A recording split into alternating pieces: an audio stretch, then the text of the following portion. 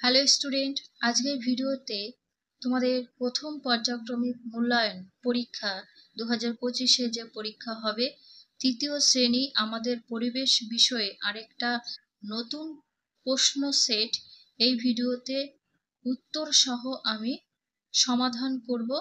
তোমরা তাই ভিডিওটি দেখবে। তোমাদের এই পরীক্ষায় কিন্তু নাম্বার চেঞ্জ হয়েছে, এটা তোমরা সবাই জানো, আমি বলছি না। ভিডিওটি দেখতে থাকো। একের দাগে সঠিক উত্তরটির নিচে দাগ দাও। কতে এ দেশ থেকে অন্য দেশে গেছে কি? আলু, টমেটো, আনারস না গোলমরিচ? কি হবে? অপশন রয়েছে গোলমরিচ, তাই গোলমরিচের রাইট হবে। একের খতে মানুষের মতো দাঁড়াতে পারে হনুমান, শিম্পাঞ্জি, বাঘ না কুমির? শিম্পাঞ্জি। গতে পেঁয়াজ হলো গাছের ফল, কাণ্ড, বীজ না পাতা? হবে কাণ্ড। খদাগে খোস পাঁচরা রোগে উপকারী বেলপাতা, আম পাতা, নিম পাতা না কলা পাতা? হবে নিম পাতা। দুদাগে শূন্যস্থান পূরণ করো। 4 নম্বর থাকছে, দুইয়ের কতে আছে কানের ভেতর একটা পর্দা আছে, তাই তো, মানে পাতলা একটা পর্দা থাকে, এটাই। খতে জিভে যে জল আছে তাকে লালা বলা হয়। গতে ছানা করতে গেলে দুধ গরম করতে হয়। ঘ নম্বরে ঘাস মানুষের কাছে এটা অখাদ্য। 3 দাগে ঠিক বাক্যে কি করতে হবে? টিক চিহ্ন দেবে এবং ভুল বাক্যে ক্রস চিহ্ন অর্থাৎ কাটা চিহ্ন। দেখো 3-এর কতে আছে পেঁপে হজম করায় সাহায্য করে, এটা সঠিক, তাই টিক চিহ্ন। খতে পাউরুটি তেলে ভাজা খাবার, এটা না, তেলে ভাজা না, তাই এটা কাটা চিহ্ন দেবে। 4 দাগেরটা দেখবো, বেমানান খুঁজে নিয়ে কি করবে? গোল করবে। যে শব্দটা বেমানান, মানানসই না, সেটাই গোল করবে।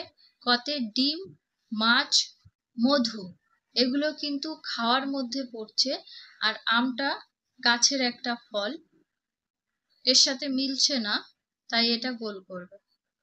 খদাগে কলা, বেগুন, পেঁপে, কাঁঠাল এটা ফলের মধ্যে পড়ে, বেগুনটা সবজির মধ্যে। 5-এ একটি বাক্যে উত্তর লেখো। এক একটা প্রশ্নের জন্য 1 নাম্বার করে থাকবে। কয়ে কানের ভেতরে নোংরাকে আমরা কি বলি? কানের ভেতরের নোংরাকে বলা হয় কানের ময়লা বা কানের খোল। খ দাগে একটি টক স্বাদের খাবারের নাম লিখতে হবে। আম, তেঁতুল, লেবু, আমড়া, কুল।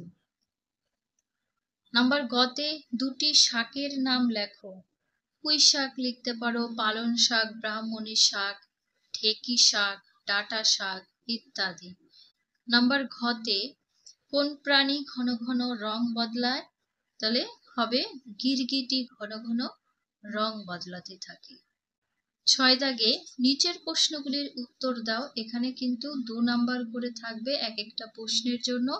কয়ে প্রাণীজ খাদ্য কাকে বলে? যে সব খাদ্য আমরা প্রাণী থেকে পাই তাদেরকে প্রাণীজ খাদ্য বলি।